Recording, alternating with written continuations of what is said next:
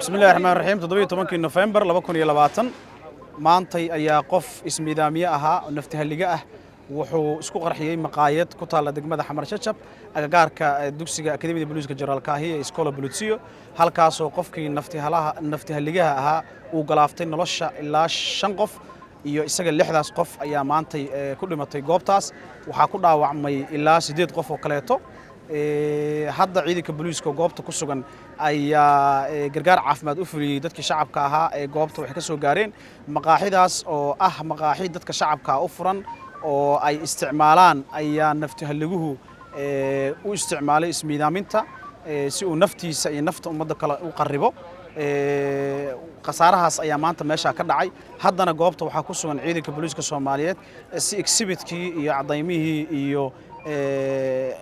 ijraa'aadkii looga baahnaa in la marsiyo loo gudbiyo gargaara loo fidiyay dadkii shacabka ahaa ee goobta wax ka soo gaareen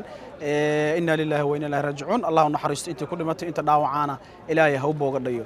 samri iimaan Allah ka siiyo dadkii shacabka dadkii qoysaskii eheladii ay dadkaas qoyskooda kamid ahaa wax ka soo gaareen dhacdii maanta السلام عليكم ورحمة الله وبركاته dadka ku dhintay waan idin sheegay ilaa 6 qof 5 qof oo shacab ay qofkii naftii huraha dhaawacyaduna waa ilaa 8 qof oo dad shacab u badan oo